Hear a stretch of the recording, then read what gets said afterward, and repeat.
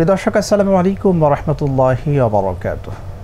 ইন্নাল হামদুলিল্লাহ ওয়াস সালাতু ওয়াস সালামু আলা রাসূলিল্লাহ। দূরের কাছের দেশের ও প্রবাসীর যারা যেখান থেকে যুক্ত হয়েছেন এটিএম বাংলার বিশেষ আয়োজন জীবন ও চেতনা, আপনাদের প্রত্যেককে অন্তরের অন্তঃস্থল থেকে আন্তরিক মোবারকবাদ জানাচ্ছি। আমি আব্দুল লতিফ সোহাগ গাজী। প্রিয় দর্শক, আজকের আলোচ্য বিষয় হলো হজের গুরুত্ব ও তাৎপর্য। আর এই বিষয়ে আলোচনা করার জন্য স্টুডিওতে দুজন বিদগ্ধ আলেমে দ্বীনকে আমন্ত্রিত হিসাবে আমরা উপস্থিত করেছি। আসুন প্রথমে আমরা পরিচয় হয়ে আসি। প্রথমে পরিচয় করিয়ে দিতে চাই বিদগ্ধ আলেমে দ্বীন, বিশিষ্ট ইসলামিক চিন্তাবিদ, গবেষক, মিডিয়া ব্যক্তিত্ব, বাংলাদেশ ইমাম সমিতির সভাপতি, আমাদের সকলের প্রিয় প্রথিত যোশা শাইখ লুৎফর রহমান হাফিজাহুল্লাহ। আসসালামু আলাইকুম ওয়া রাহমাতুল্লাহি ওয়া বারাকাতুহু। এরপর পরিচয় করিয়ে দিতে চাই আমাদের সাথে উপস্থিত আছেন, স্টুডিওতে আমন্ত্রিত হয়ে এসেছেন আমাদের সকলের প্রিয় প্রথিত যোশা মুফতি ফয়জুল্লাহ। আসসালামু আলাইকুম ওয়া রাহমাতুল্লাহি ওয়া বারাকাতুহু। আল্লাহ রাব্বুল আলামিনের কাছে শুকরিয়া আদায় করছি যিনি আমাদেরকে চমৎকার একটি সময়ে উপনীত করেছেন। আজকে আমরা আলোচনা করতে চাই হজের গুরুত্ব এবং তাৎপর্য নিয়ে। প্রথমেই শেখ আপনার কাছে আসতে চাই যে হজ খুব ইম্পর্ট্যান্ট একটি ইবাদত মুসলিম উম্মার জন্য। আপনি যদি বলতেন যে মুসলিম উম্মার জন্য এই হজটা কেন এত গুরুত্বপূর্ণ? বিসমিল্লাহির রহমানির রহিম, নাহমাদুহু ওয়া নুসাল্লি আলা রাসূলিল কারীম, আম্মা বাদ। আল্লাহ রাব্বুল আলামিন কোরআনে আযীমের মধ্যে ঘোষণা করেছেন, ওয়ালিল্লাহি আলান নাসি হজ্জুল বাইত মান ইসতাতা ইলাইহিস সাবিলা ওয়া মান কাফারা ফাইন্নাল্লাহা গনিয়্যুন আনিল আলামিন। এই আয়াতের মধ্যে আল্লাহ রাব্বুল আলামিন মূলত হজকে ফরজ করে দিয়েছেন এবং বলেছেন তোমাদের যাদের সাধ্য রয়েছে, সাধ্য বলতে মান ইসতাতা ইলাইহি মানে তোমাদের যাদের টাকা পয়সা রয়েছে, শারীরিক শক্তি রয়েছে, সুস্থতা রয়েছে, নিরাপত্তা রয়েছে। একজন পুরুষের বেলায় হয়তো এটা আমরা অনেক সময় হালকা করে দেখতে পারি। একজন নারীকে যদি আল্লাহ টাকা পয়সা দেন তো সেক্ষেত্রেও নারীকে বলা হয়েছে তুমি যাওয়ার ক্ষেত্রে যে তোমার নিরাপত্তা থাকে, মাহরিম থাকে, অথবা তোমার উপযুক্ত পরিবেশ যদি থাকে তাহলে একজন নারী তার উপর টাকা পয়সা দিলে, টাকা পয়সা আল্লাহ পাক দিলে, টাকা পয়সার মালিক হলে, মালে নিসাব হলে তার জন্য হজ ফরজ। বাট তার যদি যাওয়া আসা এবং শারীরিক মানসিক নিরাপত্তার যথেষ্ট অভাব হয়, বিঘ্নতা ঘটে, তাহলে সে আর এই হজটা যাবে না, এই ফরজটা তার উপর থাকে না। এখন হজটা ফরজ করেছেন আল্লাহ রাব্বুল আলামিন, প্রত্যেকটা ইবাদত বন্দেগী ফরজ করেছেন, তার পিছনে নিশ্চয়ই মানুষের কল্যাণের জন্য রয়েছে। মূলত মানুষের কল্যাণটা এভাবে যে আমরা সময় এবং শারীরিক মানসিক একটা ইবাদত বন্দেগী সালাতের মাধ্যমে করি, এটা সময় দিচ্ছি, সময়টা ইম্পর্টেন্ট না নামাজ ইম্পর্টেন্ট?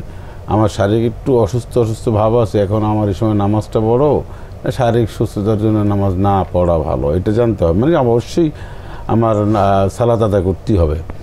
আল্লাহ রাব্বুল আলামিন যাদেরকে টাকা দিয়েছেন তাদের জাকাত দেবে, জাকাত দেওয়ার পরেও যদি তার টাকা থাকে, এত সম্পদ দিয়েছেন, জাকাত হয়েছে, জাকাত দিল, জাকাত দেওয়ার পরে তার টাকা আছে, সে বাইতুল্লাহ শরীফ যাওয়ার মতন কন্ডিশন শর্তের মধ্যে সে পড়ে গেছে, তাহলে সে বাইতুল্লাহতে যাবে। আল্লাহ পাক এটার কারণ হচ্ছে ইন্না ওয়ালা বাইতি উহদিয়া লিন্নাস লাল্লাযী বিবাক্কাতা মুবারাকা।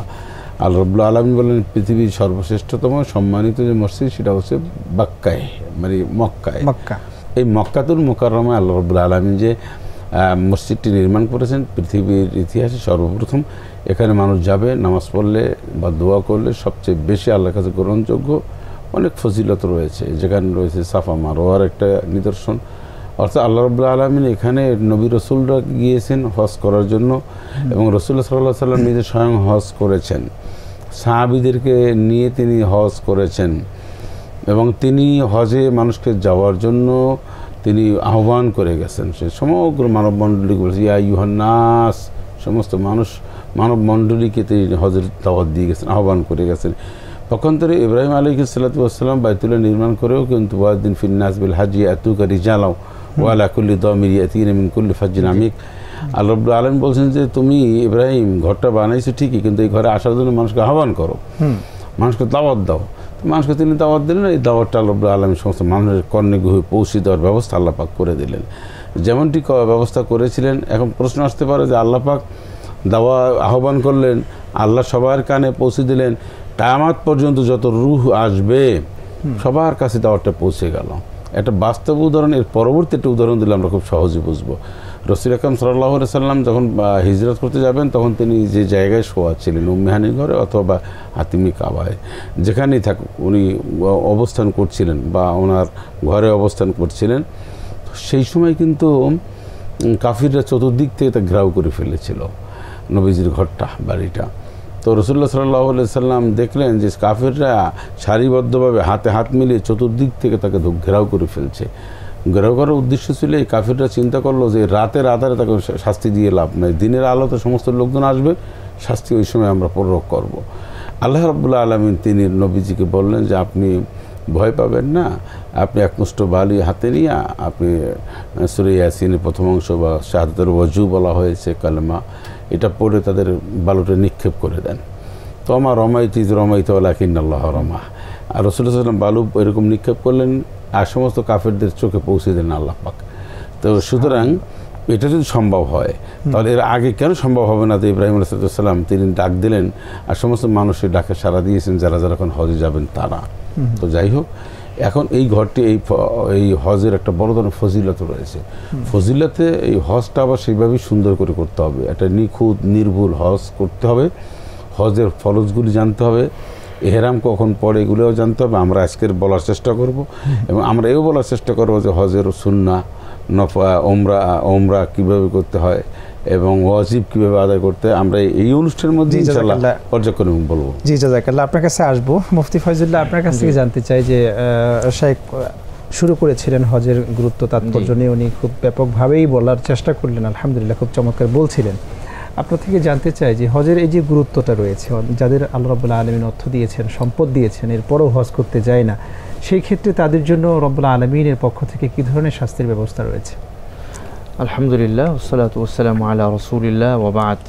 হজ ইসলামের 5টি স্তম্ভের অন্যতম একটি স্তম্ভ, মৌলিক একটি ইবাদা, এবং পাশাপাশি হজের মধ্য দিয়ে মহিয়ান আল্লাহ পাকের সাথে বান্দার যে চূড়ান্ত সাক্ষাৎ বা চূড়ান্ত সম্পর্কের যে চূড়ান্ত সীমা, সেই চূড়ান্ত অভীষ্ট লক্ষ্যে বান্দা পৌঁছাতে পারে।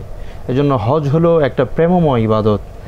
প্রেমের পরীক্ষায় উত্তীর্ণ হয়ে আল্লাহ তাআলার আনুগত্যের সামনে নিজেকে সম্পূর্ণরূপে সমর্পণ করে দেওয়ার একটি ইবাদত হলো এই হজ।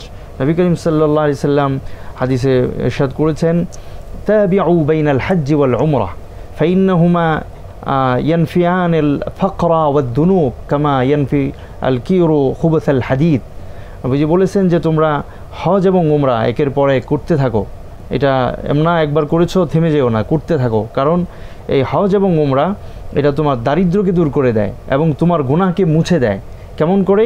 নবীজি উদাহরণ দিয়েছেন যে কামারের হাঁপড় যেমন লোহের উপরে জংকারকে দূর করে দেয়, ঠিক একইভাবে হজ এবং উমরা তার গুনাহগুলোকে এভাবে মোচন করে দেয়। সুতরাং গুনাহ মুক্ত হওয়ার, নিজেকে পরিশুদ্ধ করার এবং নিষ্পাপ সদ্য ভূমিষ্ঠ সন্তানের মতো হয়ে যাওয়ার এক বিরাট সুযোগ হলো এই হজ, আল্লাহ তাআলার সাথে সম্পর্ক। এই জন্য যদি কারো উপর হজ ফরজ হয়, শরীয়তের দৃষ্টিতে তার দায়িত্ব হলো বিলম্ব না করে তাৎক্ষণিকভাবে ফরজ হজটি আদায় করে নেওয়া, বিনা কারণে খুরা যুক্তি দেখিয়ে ছোটোখাটো যুক্তি দাঁড় করিয়ে হজকে বিলম্বিত করা, এটা কিছুতেই উচিত নয়। নবী করিম সাল্লাল্লাহু আলাইহি ওয়াসাল্লাম হাদিসে ইরশাদ করেন, যে ব্যক্তির উপর হজ ফরজ হলো, তার সক্ষমতা ছিল, তার সুযোগ ছিল, কিন্তু হজ করলো না, তো সে কি ইহুদি হয়ে মারা যাবে না খ্রিস্টান হয়ে মারা যাবে? এই ব্যাপারে আমি কিছুই জানি না। তো এটা কত বড় একটা হুমকি এবং কত বড় একটা ভয়ঙ্কর পরিণতির ইঙ্গিত রয়েছে হাদিসে। জাযাকাল্লাহ। আমরা শুনছি জীবনে একজন মানুষের উপর কতবার হজ করাটা ফরজ? হজ একবারই ফরজ হয়। যে ব্যক্তির সামর্থ্য রয়েছে শারীরিকভাবে, আর্থিকভাবে এবং রাস্তার নিরাপত্তা, ওই ব্যক্তির জন্য জীবনে একবারই হজ ফরজ হয়। কিন্তু তিনি চাইলে নফল হজ একাধিকবার করতে পারেন। এবং উমরাও তিনি যতক্ষণ ইচ্ছা আদায় করতে পারেন। উমরার ব্যাপারে এতটুকু আছে, ফুকাহে কেরাম বলেছেন যে জীবনে একবার হলেও উমরা করা এটা সুন্নতে মুআক্কাদা। আচ্ছা, আসবো আপনার কাছে। আমরা শাইখ আরেকটা বিষয় লক্ষ্য করছি যে আমরা যখন দেখি আজকের সমাজে মানুষ উমরাতে একটু বেশি উৎসাহী হচ্ছে, হজে যাওয়ার তার সামর্থ্য রয়েছে কিন্তু সে উমরাতে যাচ্ছে, তাহলে কি উমরাতে আগে যেতে হবে না হজ আগে করতে না, হবে? হজ যদি ফরজ হয়ে থাকে তাহলে হজই যাবে। এখন অনেকেই আবার এই পলিসি অবলম্বন করেন যে আমি হজের আগে ওমরাটা করলে আমার হজটা সহজ হবে, মানে আমি একটু পাবো, আর গুরুত্ব যেহেতু বেশি হজে, এটা চিন্তা করে, কিন্তু এই চিন্তাটা শুদ্ধ না। হজ যদি ফরজ হয় আগে হজ করবে, হজ যদি ফরজ না হয় ওমরায় যাওয়ার যদি যেহেতু তৌফিক থাকে, হজে যেতে অনেক টাকা এখন বেশি লাগে, দেখা যায় যে একবারে হজের টাকা দিয়ে অন্তত 3 বার ওমরা করা যায়, হ্যাঁ 3 বার 4 বার ওমরা করা যায়।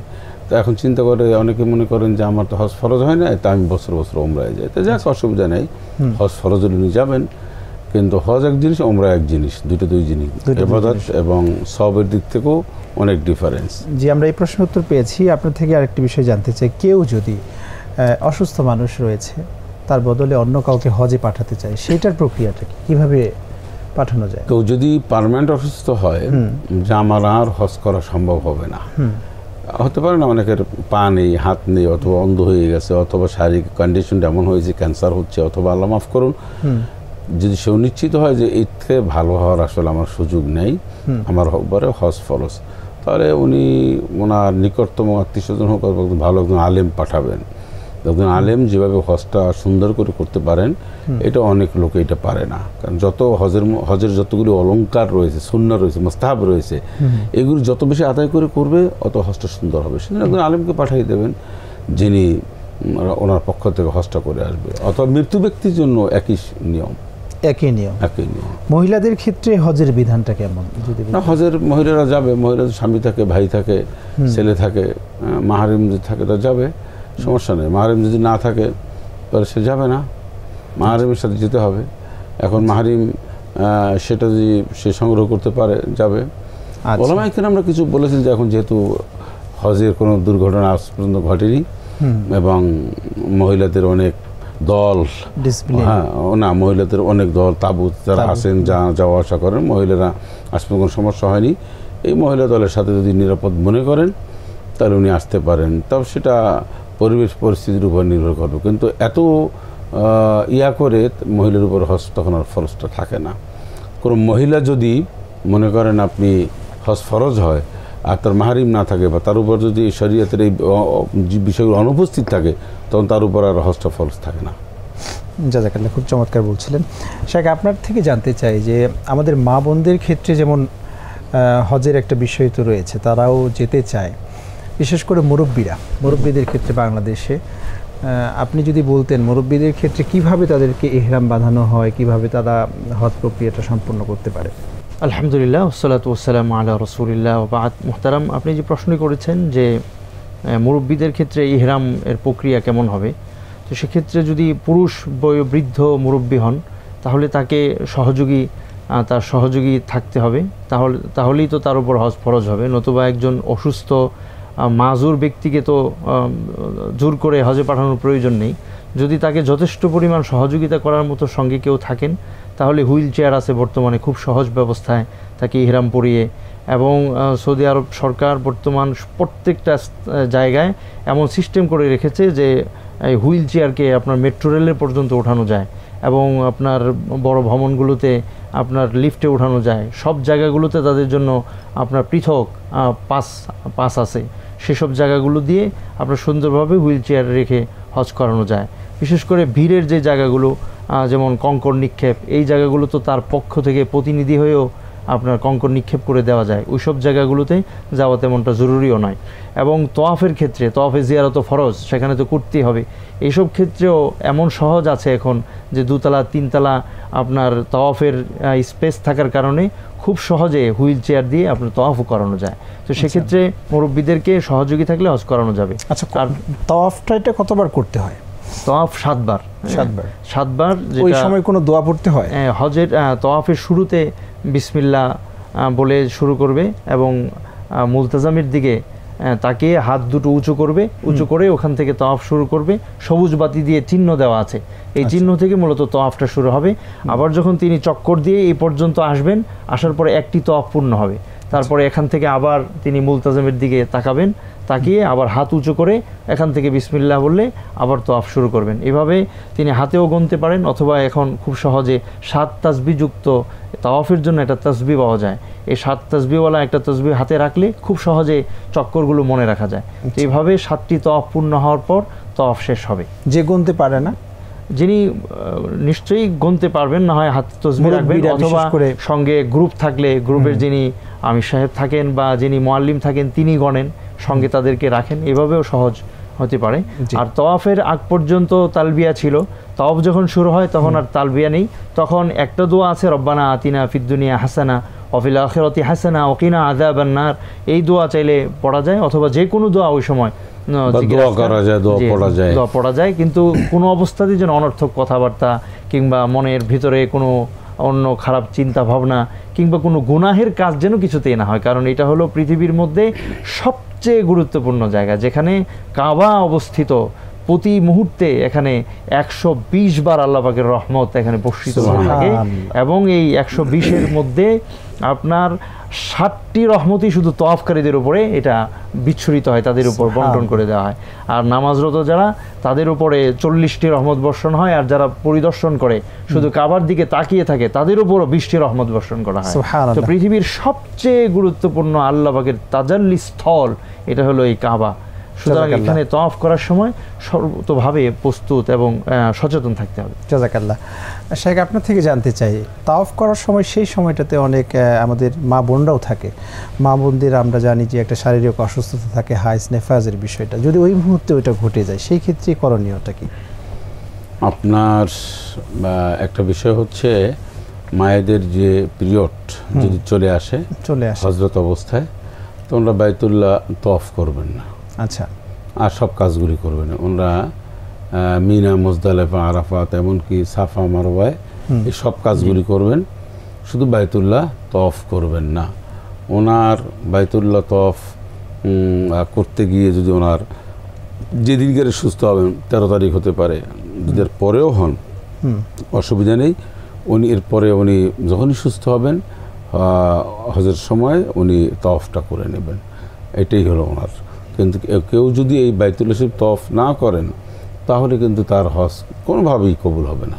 আচ্ছা, 3টি ফরজ, এহরাম বাঁধা, বাইতুল্লাহ জিয়ারত করা, ওকুফে আরাফা, এই 3টার একটাও যদি কেউ ফেল হয় তাহলে তার হজ কোনোভাবেই হবে না, এবং পরবর্তীতে আবার তাকে পুনরায় হজ করতেই হবে, এর বিকল্প নাই। জাযাকাল্লাহ, খুব চমৎকার বলছিলেন। আপনি দীর্ঘদিন ধরে হজে যাচ্ছেন, মানুষদেরকে নিয়ে যাচ্ছেন। এই যে অনেক সময় বলে যে আপনারা যারা নিয়ে যান মানুষদেরকে হজের ক্ষেত্রে, ওখান থেকে ব্যবসায়িক একটা বিষয় রয়েছে, আপনি যদি বলতেন যে যাদেরকে আপনি নিয়ে যাচ্ছেন ওখানে রাখার ক্ষেত্রে কত দূরে আপনারা কতটা দূরত্বের মধ্যে রাখেন? ধন্যবাদ আপনাকে। আসলে হজে তো আর আমি নিই না, আপনি বুঝাতে চাচ্ছেন আমরা যারা আর কি নিয়ে আমাদের। হ্যাঁ, জি জি জি। কারণ এই হজে নেওয়াটা এটা আমি করি না, আমি হজে যাই। তো সেক্ষেত্রে একটা জিনিস হচ্ছে যে লাইসা আলাইকুম জুনাহুন আন তাবতাগু ফাদলাম মির রাব্বিকুম ফাইযা আফাদতুম মিন আরাফাতিন ফাযকুরুল্লাহ ইনদাল মাশআরিল হারাম ওয়াজকুরু কামা হাদাকুম। এই আয়াতের মধ্যে কিন্তু হজের সময় ব্যবসা বাণিজ্য করা জায়েজ করে দিয়েছেন আল্লাহ পাক। জি, হজে আপনি যাবেন, গিয়ে ওখানে ব্যবসা করতে পারবেন। আপনি ধরেন কিছু জিনিসপত্র কিনলেন, টুপি কিনলেন, আতর কিনলেন, বা কোনো খাদ্য সামগ্রী কিনলেন, আপনি যে কোনো মানুষ ব্যবসা করতে পারবে, কিন্তু এটা জায়েজ রয়েছে। আল্লাহ পাক এটা কত মানুষের উপরে এহসান করেছেন, দয়া করেছেন, যে কোনো মানুষ হজের সময় ব্যবসা করতে পারবেন বৈধভাবে। আর যারা হজের এই লোকজন নেওয়া করে ওনারাও ব্যবসা করবেন, তবে এই ব্যবসার মধ্যে প্রতারণার আশ্রয় নিতে পারবেন না, মানুষকে ঠকাতে পারবেন না, মানুষকে কষ্ট দিতে পারবেন না। যেভাবে মানুষকে বলবেন, যেভাবে টাকা নিয়েছেন ওইভাবে। আপনি যদি বলেন ভাই আপনাকে আমি এত দূরে রাখবো, ঠিক অত দূরেই তাকে বলে বেশি টাকা নিয়ে অনেক দূরে রাখবেন, অনেক কষ্ট দেবেন। এই যে হারাম কাজ, এটা করবেন না। এই কাজটা করা সম্পূর্ণ নাজায়েজ। এই কাজ যারা করে তারা পারিবারিকভাবে অশান্তিতে থাকে, কারণ হাজিদের বরদোয়া এটা লেগে যায়। মানুষের বরদোয়া যার উপর থাকে, যে পরিবারের উপরে থাকে, সেই পরিবারটা উন্নতি, অগ্রগতি এবং আত্মতৃপ্তি লাভ করতে পারে না। বড় কথা হচ্ছে এই জন্য আমি আশা করব যারা এই হজের সাথে সংশ্লিষ্ট রয়েছেন, অনুরোধ করব বিনয়ের সাথে যে আপনারা হাজিদের সাথে যে কমিটমেন্ট দিবেন সেটা রক্ষণাবেক্ষণ করার চেষ্টা করবেন, আপনার থেকে যেন কোনো ভুল ত্রুটি না হয়। আপনি বলছেন আমি 300 মিটার 400 মিটারের মধ্যে রাখবো, আপনি রাখছেন কোথায়, কেদুয়া ব্রিজের একদম বহুত দূরে, কিন্তু ঠিক নেই। এমনটা হচ্ছে কিন্তু না, হচ্ছে তো। হ্যাঁ, হচ্ছে এই জন্যই তো যারা হজের একটা বড় অংশ, আমি কিন্তু বলছি হজের এই কাজগুলি যারা করে তাদের মধ্যে একটা অংশ তারা অনেক জিল্লাতির সাথে জীবনযাপন করে, আবার অনেকে সম্মান ইজ্জতের সাথে থাকে না। আমি কিন্তু সব মানুষকে বলছি না, রিপিটেড, আমি সব মানুষকে বলছি না, সব মানুষ খারাপ তাও আমি বলছি না, কিন্তু যারা ভালো তো ভালো, আর যারা খারাপ তারা এই আল্লাহর ঘর নিয়ে বাইতুল্লাহ হজ নিয়ে ব্যবসা করার এরকম কোন যৌক্তিকতা নাই। এর চেয়ে অনেক অনেক দোকান আছে, এই দোকানগুলি দিয়ে ব্যবসা বাণিজ্য করুন। আমার প্রশ্ন হচ্ছে যে হাজিদের খেদমত করলে আপনার অনেক উপকারে আসে, এমনকি হাজিদের পানি পান করেছেন আজাতুম সাকায়াতুল হাজ ওয়া ইমারাতুল মাসজিদুল হারাম, হাজিদেরকে যারা পানি পান করিয়েছেন তাদের প্রশংসা কোরআনুল কারীমের মধ্যে করেছেন, তা শুধু পানি পান করিয়েছেন।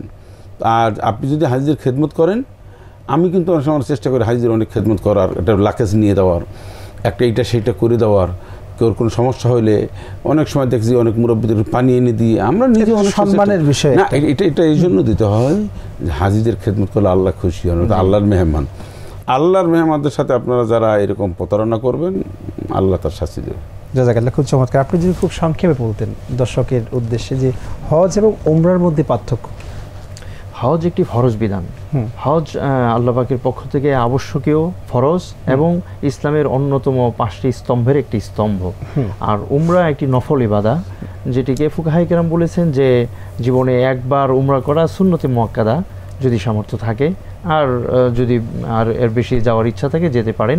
বাকি দুইটার মধ্যে বিস্তর পার্থক্য, একটি হলো ফরজ বিধান, আরেকটি হচ্ছে হলো নফল বিধান।